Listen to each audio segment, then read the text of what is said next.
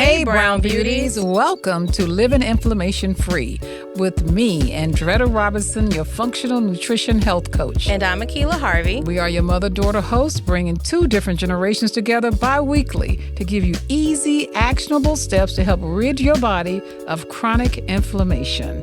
Chronic inflammation is the root cause of many health issues in our community and is running rampant. Living inflammation-free is about creating the future life you want to have to live happy, healthy, and full of energy. It's about releasing fear so you'll never have to worry about doctor's visits. We teach you how to live with choosing food choices without compromising the taste. We provide you with science-based information to help eliminate chronic inflammation through nutrition and lifestyle. Once we know what choices we have, we can do better because we know the struggle to stay healthy is real. We invite you to come as you are, but leave inspired to become your best healthy self. So let's get started. Hello, hello. Hello, hello, hello. Or should I say, do the Madea one? No. Can't do that one. Okay. All right. Welcome to the second Living Inflammation Free podcast. We are here. We are here. So this is the second one with the new name, although this is about the 74th one altogether. So, but we're happy to be here. So what's been going on, Akila? Oh, making the dream a reality, child. Oh, okay. All right. Just working and living and plotting and planning. It's the top of 2023. So yeah, we're in 2020. Setting some intentions and things. Good Not a stuff. resolution, an intention. Yeah, because resolutions are made to be broken. So I think intentions are a little bit better, from my standpoint. I just think we'll do a lot better with intentions. But let's talk a little bit about what we're going to talk about today. So today, we're going to go back to the beginning. There is so much misinformation out there. It can be so confusing. So we're going to kind of cut through the noise and give you some actionable steps on how you can help rid your body of chronic inflammation. And when we come back, we're going to discuss ways and how to do that. And we're also going to talk about the difference in different kinds of inflammation. I want to make sure you guys understand what inflammation is, because some inflammation is good inflammation. And then there is what is called the chronic inflammation. So what we're really focusing on in this podcast and on YouTube is chronic inflammation. So when we come back, we're going to discuss the distinct differences between the two and how your body reacts to them. So we'll be right back. Brown Women Wellness mission is to empower brown women and their families through education and products to help improve their family health and wellness through a lifestyle of easy and actionable steps. I'm Andretta Robinson, functional nutrition wellness coach. In 2008, I was diagnosed with an early stage of cancer. My doctor wanted to remove my womb as a cure, but I was determined there had to be another way. After lots of research, I found a curable alternative, forcing my doctor to treat it without any surgery. And in 2018, I was visiting my aunt in Atlanta after having lost my mother to heart disease and saw her health was in distress with high blood pressure and all things related. A visit to the health food store to formulate herbal teas, which is now called Brown Women Wellness Anti-Inflammation Tea, and a diet and lifestyle change turned my aunt's health around. I knew I had found my calling. We bring you healthy lifestyle information through our Brown Women Wellness website, our Brown Women Wellness Facebook group, emails, Instagram, and other social media websites, and our Well Honestly podcast. Find us. You'll be glad you did. All right, we're back. So we want to talk about the two different kinds of inflammation. Most people don't know, because I didn't know either, but I want you guys to understand that there are two different kinds. We got this acute inflammation, where it's like a healthier part of your immune response and then we got the unhealthy chronic inflammation, which is associated with disease. So acute inflammation only lasts a couple of days. So let me give you an example of acute inflammation. You know how when you cut your finger and you bleed, then it heals itself? That's acute inflammation. You need that kind of inflammation in order to heal. So that's the kind that it usually lasts a couple of days, sometimes depending upon the injury, it could be a couple of weeks. Whereas chronic inflammation is that kind of inflammation that you don't even know you got it. It's just there, and it could last for years. It starts festering in your body, but you have no idea, that it's there. But how do you know if you have chronic inflammation? That's what we want to talk about, because there are some warning signs, because that inflammation is silent. You really don't know what's happening. So here we're going to give you 6 things so that you can kind of figure out if you have it. And this is chronic. Chronic inflammation. The very first one is memory. I guess we all got it there, right? But research has shown that when the brain is inflamed, the memory formation suffers. So unfortunately, many people start to believe that scattered thoughts and trouble focusing are an inevitable part of aging, because that's what I thought. I thought, okay, I'm just getting older, so I can't remember. You go in the kitchen, can't remember what you went in the kitchen for, that kind of thing. But it's not. Silent inflammation is likely the culprit for your memory being impaired, because it's affecting your brain. So that's one sign. The other one is cholesterol imbalances. So if you go to the doctor and they give you a test, they always test your cholesterol levels. More often than not, you'll find that, you got a increased production in cholesterol. Well, this is also your body's way of protecting the lining of your blood vessels from damage. So if inflammation kind of triggers when your cholesterol goes up, if it's high. So again, that's another sign of inflammation. I don't know if you ever heard of CRP. I have no idea what that is. So that's a little test that you can take. Now, some people are anal. They want to know a test. They say, look, I want to test my body to see if I'm inflamed. So there's an actual test that you can take, and it's called the CRP test. And and I think it stands for cardiac or C-reactive protein.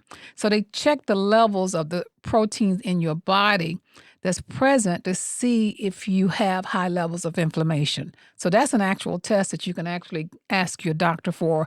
Most doctors are probably not going to want to give it to you. A lot of times you're probably going to wind up having to get that test with a naturopath or some other type doctor, but they do give it. I actually asked my doctor to give it to me to see what my level of inflammation was. And what kind of, is it like a physical test, or it's just blood. like a blood test? It's in your blood. Oh, okay. So you can just ask for it though, but if you don't ask for it, they're not going to give it to you. And then there's the obvious one, aches and pains. Okay. So silent inflammation creates heightened pain sensitivity in your body. So, where your muscles start feeling sore and stiff, more than likely systemic inflammation is to blame when you start getting all those feels all in you hear it all the time. My knees are cricking and my back hurt, all of that. I can always tell when I'm inflamed because my back is where my inflammation goes first. But not to be confused, because if you work out, and let's say you just started working out again, that is acute inflammation when your body is reacting to different. muscle, Yes. spasms or whatever the case may be. Yes. That's acute. So that's just happening because you're stretching and pulling Exactly. and breaking down muscle and all that kind of stuff. It's not the same kind of inflammation. No. We're talking that silent stuff where you know how you wake up in the morning and all of a sudden or you start walking and all of a sudden you go, what's that? What's that feeling? It hurts. Happens a lot. Yeah. To me. Well, that means that you've got some inflammation in your body, okay? The other sign is on your skin. And now me and Keela can definitely attest to this because we both have eczema. And when we break out and we see eczema on our skin, we know that we're inflamed. That means something we've done has caused this inflammation in our body, and it's time to cut back. If your skin starts looking reddish or itching and flaky, even acne is a sign of inflammation as well. So if you got those kind of skin issues, then yes, you probably are inflamed. And then last but not least is the digestive discomfort. That good old word that you hear all the time, I don't know if you guys are hearing, it's called the gut microbiome. It's so complex. It's like the second brain. That's where everything happens down in your digestive system. So when you start experiencing digestive issues, it usually can be traced to inflammation within the digestive tract. So if you're experiencing any of those 6 symptoms, you probably have silent inflammation going on. And what we're going to do today, though, we're going to give you 5 easy tips on how to calm some of that inflammation in your body. We're not advocating, and just so you know, that everybody go vegan. We're not advocating that everybody cut out certain products, or I should say ingredients, all at once. I don't want you guys to be overwhelmed, because this can be so overwhelming by taking all this information and trying to do it all at one time. That is not what we want you to do. What we want you to do is take what you hear from us and just start. Sometimes you just need to take one little thing and change it, and then gradually change things over time, because we know that it is challenging to try to do everything to make your body 100%. It's just not going to happen. Plus, we want this to be realistic. We want realistic goals for you guys. We want you to feel your best self. So we're going to give you 5 easy tips when we come back that's going to help calm some of that inflammation in your body. And I think you'll be very surprised at some of the things that you could do immediately. We love a solution. Yes, we're going to definitely give you solutions. We'll be right back. Brown Women Wellness mission is to empower brown women and their families through education and products to help improve their family health and wellness through a lifestyle of easy and actionable steps. I'm Andretta Robinson, functional nutrition wellness coach. In 2008, I was diagnosed with an early stage of cancer. My doctor wanted to remove my womb as a cure, but I was determined there had to be another way. After lots of research, I found a curable alternative, forcing my doctor to treat it without any surgery. And in 2018, I was visiting my aunt in Atlanta after having lost my mother to heart disease and saw her health was in distress with high blood pressure and all things related. A visit to the health food store to formulate herbal teas, which is now called Brown Women Wellness Anti-Inflammation Tea, and a diet and lifestyle change turned my aunt's health around. I knew I had found my calling. We bring you healthy lifestyle information through our Brown Women Wellness website, our Brown Women Wellness Facebook group, emails, Instagram, and other social media websites, and our Well Honestly podcast. Find us. You'll be glad you did.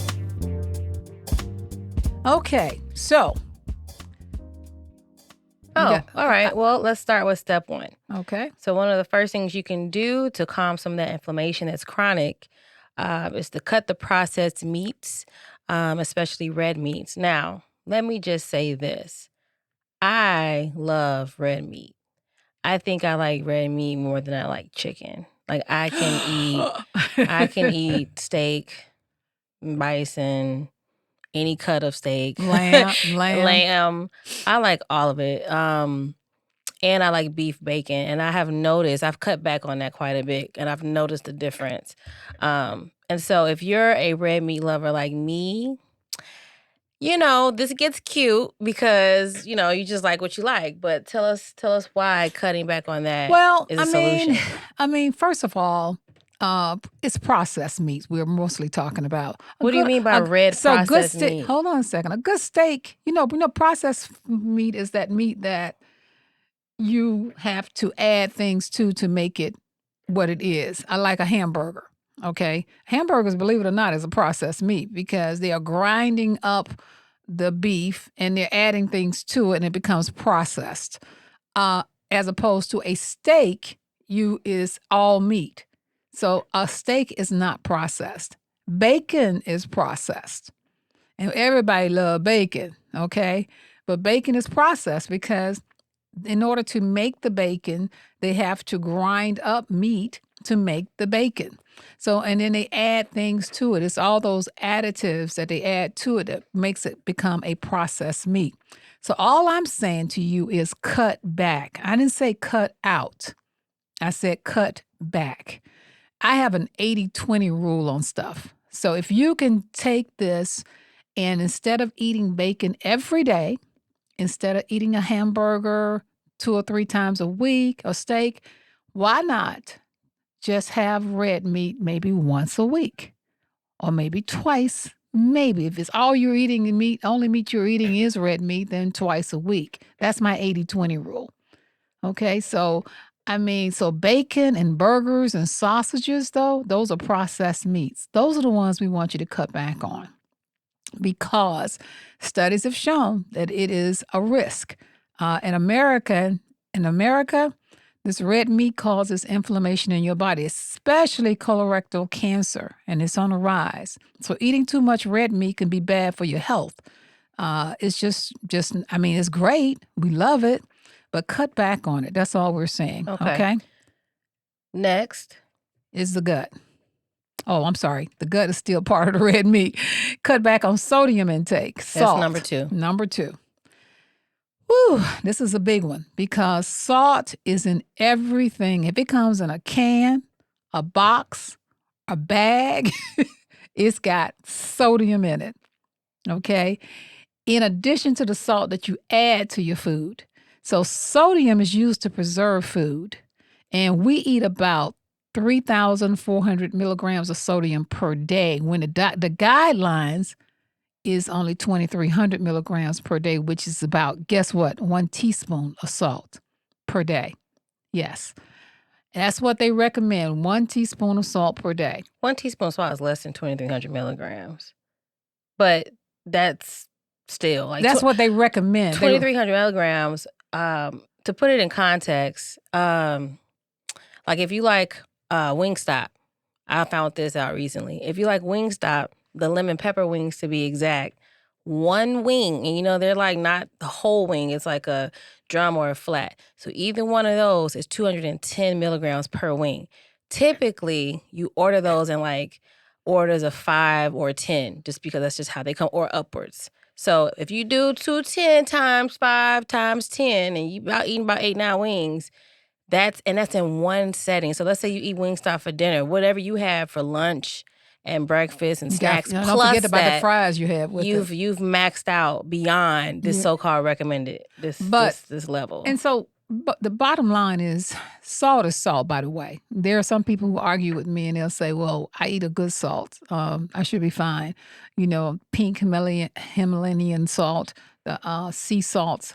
They're still salt. Regardless of what kind of salt it is, it's salt. So sodium creeps up on us very easily because it's in everything. Guys, read the back of the packages. Read your ingredients, and you'll see sodium. You'll see it on there. If you pay attention to what you're eating, you can cut back on that sodium intake. That's number 2, okay? So, and by the way, the 3 food groups that has the most sodium in it is grains, which is your grain-based frozen meals like soups and breads and pizzas and all those salty breads. And then we have meats. Poultry and fish contributed 28% of our daily sodium.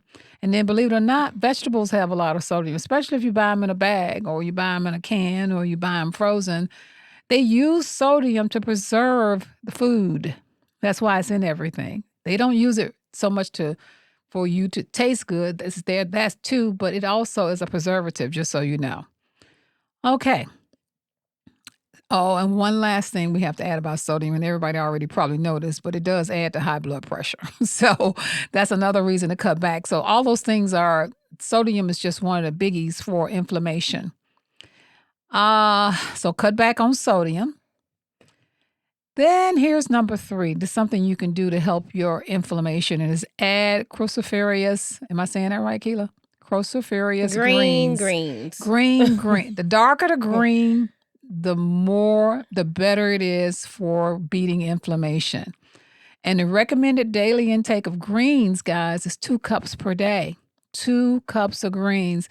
How many people do you know get 2 cups of greens per day? You? Some will tell, well, yeah, I definitely do, because I do green powders and I eat a lot of green stuff. But some people would say, oh, I do matchas and I get my daily whatever. They get green from different places. But really what we're talking about is the whole green plant. Like, you can get a powder. That's why, right. Well, you can get a powder. It can help. It's better than not. But you can't solely depend on that alone to get your greens. No, we're talking leafy greens here. Greens. We're talking leafy greens. So you know how you go and when you're shopping in the grocery store, in the outside aisle. That's where all your greens are, okay, if they're not frozen. So they're going to be in the outside aisle. You're going to see broccoli sprouts, cauliflower, Brussels sprouts, green cabbage, red cabbage, collard greens, mustard greens, kale, Swiss chard, watercress. Those are the greens that we're talking about here. Those are the greens you want to get 2 cups. And we discussed this on our last episode on how to get those greens in by freezing them and throwing them into your smoothie where you don't even taste them. Okay? If you have to do it that way, to ensure that you're getting your greens, just try that method. We're going to have an upcoming episode, or we'll have a video on our website showing you how to do those actual greens and get them into your smoothie if you don't feel like you're going to get them in your meal. Of course, and it's better not to overcook them too. Another thing we have a tendency to do is overcook our greens. We have a tendency to cook them until the cows come calling, okay? You're cooking out all of the nutrients when you do that. The best way to eat them, believe it or not, is steamed. If you're not going to have them raw, which is the best way, the next best way to have your greens is to steam them because you're leaving in those nutrients, okay? But greens come in all kind of ways. You'll find them, the darker the green, the more nutrients you're getting. Just remember that. The darker it is, the more you're getting. All right, number 4. Oh, I thought you wanted to do number 4. Okay, number 4 is ditching the seed oils. Now, this is a biggie too. Oil is in everything. Oil becomes rancid. Now, let's think about this oil for a minute. Let's think about you see on the shelf, you'll see canola oil is a big one, almost in everything. Do you know what a canola is? Have you ever seen a canola? That's a good question. Okay. I have no idea what a canola is. Because nobody does. I know what a cannoli is. Those are excellent. No, this is a word that was made up to incorporate all kind of little tiny seeds. Canola oil is. So think about a sunflower seed. Canola oil is a mixture of corn, safflower, sunflower, soy, and sometimes vegetable oils all mixed together. That's what canola is. Now, imagine trying to get oil out of a sunflower. You know what a little sunflower seed look like? I think we all know what a sunflower looks like. Imagine trying to press oil out of that. What are you saying, though? What I'm trying to say is those oils aren't good, even though they've been marketed as great? Absolutely, that's what I'm saying. It's full of what is called omega-6, which is bad for your body, okay? Because omega-6 triggers the body to produce pro-inflammatory chemicals. And almost everything, we're high in omega-6 in our diet, okay? So I want you guys to stay away from corn oil, safflower oil, sunflower oil, soy, and quote unquote, they call it vegetable oil that has no vegetables in it. Can we do avocado? Avocado oil is a better oil. I love avocado oil. Avocado oil is a better oil. If you're going to do an oil, you're going to do your olives, you're going to do avocado. Those are your better oils. But I'm talking seed oils here. And let me just tell you why we call, just real quick, they get rancid. Right. So if it's what do you mean by that, rancid? So what happens is these oils, because they are manufactured and the way they are produced, you know how you get, sometimes you open up stuff and it's separated and you'll see the oil at the bottom and at the top. So what's happening is it has the shelf life on it, doesn't last very long. And so when they're producing these oils, they get rancid very quickly, which means they're already rancid. Rancid means going bad. Going bad. Yeah, they're already bad on the shelf. So imagine putting that in your body. Now your body's going to have rancid oil inside of it, and it creates inflammation into your body. So this is why you want to, and I'm going to tell you something. Every time you go to a fast food restaurant, I hate to tell you guys this, because I know in Chicago, Harold's Chicken is very popular. Some of those places, they are cooking with cheap seed oil. So if you're going to do that, just know that. I'm not telling you guys not to do it because you're going to do it anyway. A lot of people will. But if you're going to do that, just know what you're doing. Know that, hey, don't do it every day. If you got to go out every day and eat, you don't want to eat those things every day because all you're doing is creating inflammation in your body. That's all I'm saying. Just cut back on it as much as possible. But your vegetable oils, they are not good for you. And like Akila just said, some of the oils that you could use in place of that is coconut oil, extra virgin olive oil, avocado oil, and macadamia nut has an oil. We talked about this in old Brown Wellness episodes, but Mm-hmm. you want to be careful when you use, especially extra virgin olive oil, how you use it. You're not supposed to fry foods in virgin olive oil, all that stuff. Actually, extra virgin olive oil is almost like an additive at the end of certain dishes, traditionally speaking. But be careful not to fry your food in that, because that oil does not have a high smoke point. And what happens is that it's already rancid once it hits a certain heat level. And when you start adding your foods in that oil, it's already no good, and it's just not good for you. So be careful with how you use, especially, I'm only talking about extra virgin olive oil. Correct. And then on the shelf, you'll find it's a little confusing. Have you guys noticed how, and we talked about this before too, but how you go to the oil shelf in the grocery store now, all you see if oil, extra virgin or olive oil is taken up over 3/4 of the oil out. Okay. And it's not all made the same. It's not. But you would have no way, as a regular consumer like us, we have no way truly knowing which one is better than the other. It's so many daggone extra virgin olive oils out there. Listen, I stick to avocado oil. Not only does it have a high smoke point, which means if you wanted to, you could go ahead and fry your fish and your chicken or whatever else you're doing in that. Yeah. But it doesn't have a weird taste. Like, it doesn't smell weird. It's at a decent price point, and to me, it's just an overall decent. I've never tried macadamia oil. I haven't even seen that. Think about the macadamia nuts, so that'll give you an idea. I get that, but I just don't even know where I would find you that. only find that at a health food store or something like that. You know how they have it, TJ Maxx and all that, and they have those different oils. They do. Yeah. They do. We could do a whole podcast on oils, but we're not going to do that. Number 5, the last one that you can do to reduce the inflammation in your body is reduce your stress levels, because stress can be toxic. It can kill. We know all these things. Mm-hmm. And you know what? Speaking personally, like, I've been under a lot of stress lately, and I have, it's funny because when you get younger, you never really think like what stress can really do until you get older. And truly, truly, truly, stress, and it manifests for different people in different ways, can attack your body in such a way that you think that there is something wrong going on with you, and really you're just stressed out.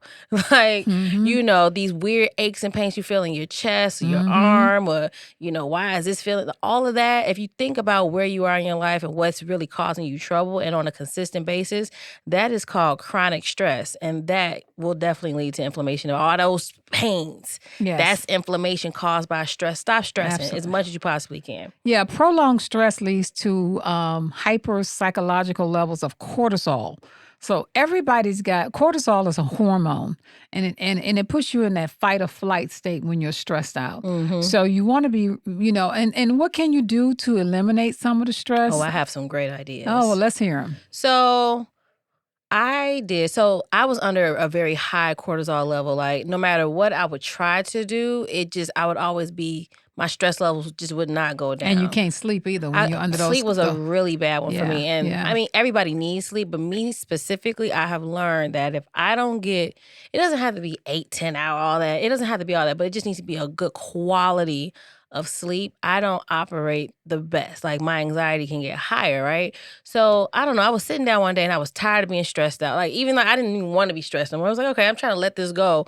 But it just wouldn't stop. And so for me, I can have like ruminating thoughts. And I know I'm not the only one, where your mind just wants to attach absolutely, you're not alone. And it's always negative, right? Yeah, right? So your mind wants to attach to something negative just for control, because when you're stressed out, what you're really thinking is that you're not controlling whatever it is that you're stressed about, when really, control is an illusion. But anyway, so it's like, okay, what can I do?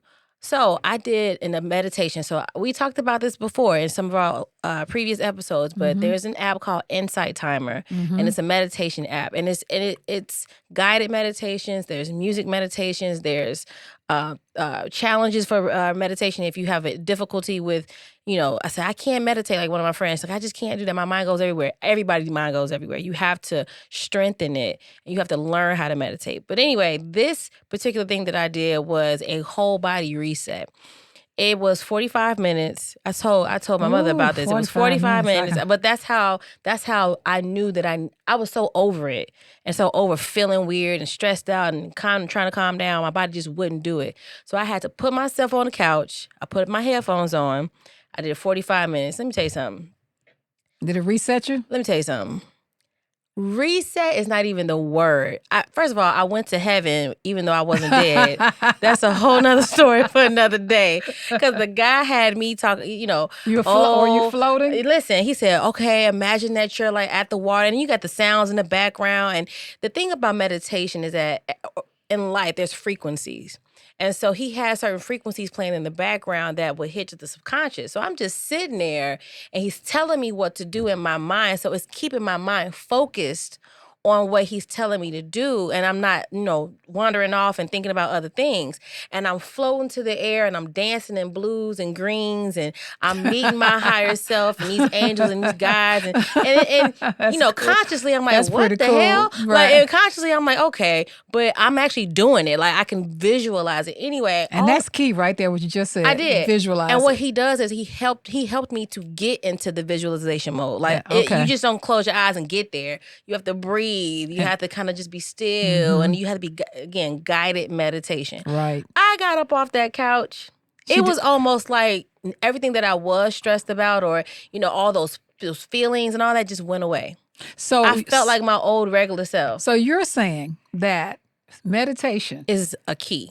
Can actually help you de-stress yourself. It can de-stress. It can change your life. So or reset your body, maybe? That one was for a body reset. Okay. Because I was experiencing my stress in my body. Okay. And I just was getting tired of it. So that one was for a body, they call it a clearing. Okay. Right? Okay. So then after that, I started doing smaller meditation because they don't have to be 45 minutes. Right. So I did like 5, 15, 20, and I've been meditating every day since. That was right before the new year. Right. Every single day since. And it has shaped and changed how I'm showing up for myself with stress and just everyday life and all that jazz. So meditation. There you have it. I don't care how it is. You can actually be up and meditate. Do you know that? Yes. You don't have to be eyes closed, sitting in some own. Like, you don't have to do all that. Like, I've seen people talking to people. Have you seen and some they're of those in the TV meditative shows? state. And they're sitting there and they be sitting on their couch and they're not saying anything to you, and you just regular talking to them because they meditating. Yeah, they have tuned you out. It gets to the point where you do it so well, where you can just get into a meditative state. That's kind of where I want to be, because I think we are just overwhelmed with. I'm not even going on a tangent, but this is important because a lot of us are walking around chronically stressed and don't realize it, which is causing all these other kind of issues that we talked about earlier in this episode. So if you can't do anything else, de-stress yourself. Yes. And you have to be intentional about it. I do it in the morning with some tea. Yeah. Or a cup of calm tea at night. Yes. And it, to me, is one of the best parts of my days. And it's really almost like meditation is almost prayerful too. It's almost like praying. Yeah. Because a lot of times what happens is I'll be meditating and I'll find myself in such a stance. I just feel like I could say, I break out into a prayer, because you feel that gratitude. Yeah, you feel it. And a lot of people say they can't meditate. I'm here to tell you, there is nobody that's got more things going on in their head than I do. And if I can meditate, anybody can meditate. Well, honestly, anybody can meditate. It's practice, though. You do have to practice it. It's practice. Yeah, you have to do it often. Get the app that she's talking about, which is called Insight. We'll put it in our show notes. Get that app every morning. Get some earpods.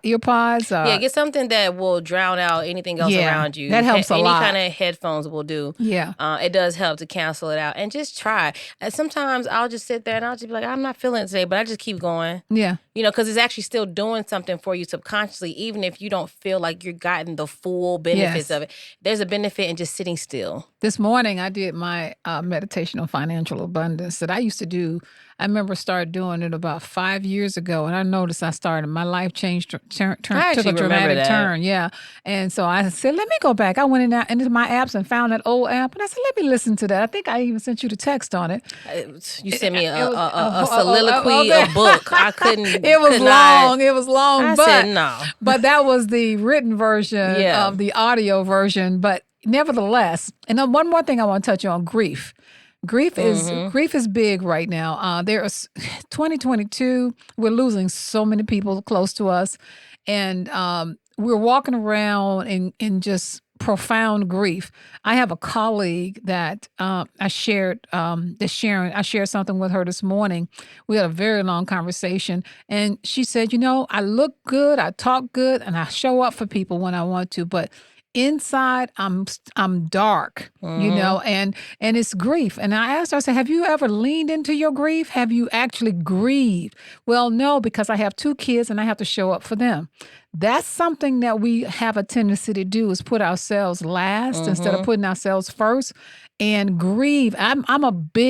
I had to learn this myself, because grief shows up in people different ways, and grief will cause stress. Yes. And so you want to keep that cortisol. Cortisol is a hormone, you guys. It's a stress hormone. And it's a stress hormone. And when it gets high, you can't sleep at night. You can't think. There's just so many things be going on in your body, and it's setting yourself up for inflammation, which sets yourself up for sickness. And alcohol and overeating won't get you out of that state. Baby, say it louder for the people in the back. The alcohol. Take it from a person who has done it and failed. Yes. Alcohol will keep you up at night. Overeating will not get you out of your stress. It is a temporary fix. Very temporary fix. It don't even take you through the night. And honestly, if you really are stressed, like really, really, really stressed out, it won't even work. No. It'll actually be the quite opposite very quickly, and will get you in a heightened sense of panic and overwhelm. So take it from me. Try your very best to not do that. The person that I was speaking to today, this morning, was telling me that she took 2 shots of tequila, some Tylenol PM, and she took a CBD. She was trying to. And guess what? She woke up in the middle of the night anyway. Yeah. Because it doesn't work. It doesn't work. It doesn't work.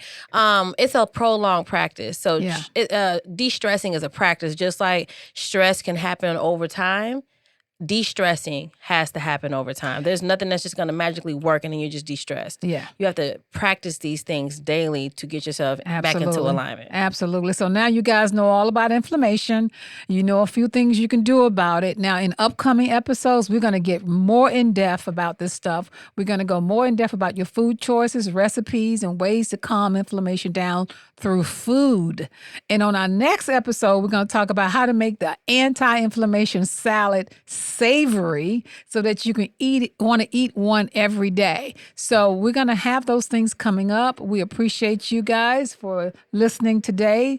And we have episode coming up, number 3. Remember, we drop a new episode every 2 weeks. Okay, every other week, rather. I'm sorry. Every other Thursday. Every other Thursday, you get a brand new episode. So thank you so much for listening. And as always, Keila, tell them what to do. You can find us everywhere, Brown Woman Wellness, online, Instagram, Facebook group is Brown Woman Wellness. We have a weekly newsletter that we're sending out, not only to remind everyone about the podcast, but also just giving out tips and things like that. You can sign up for that on our website. We can also have the sign up for the newsletter and our show notes wherever you listen to this podcast. We're working on a couple of different things that we want to get out there to you guys. So just stay in the know by signing up for the newsletter so that you can always be the first to find out. And with that, we're out. Peace. Thank you for listening to Living Inflammation Free, sponsored by Brown Women Wellness. If you want to know more about us and our podcast, check us out over on our website at brownwomenwellness.com or livinginflammationfree.com. Join our Facebook group at Living Inflammation Free, and coming soon, our Brown Women Wellness community group. And remember, we are not doctors, and any information shared by us is not medical advice. Please always follow your doctor's advice. And don't forget to rate and review our podcast and let us know what you loved about this week's episode. And please subscribe to wherever you listen to your favorite podcast. Don't forget to find us across all social platforms at Brown Women Wellness or at Living Inflammation Free. As always, show notes with links to what we talked about today in this week's episode will be in the description box. Talk soon, babes.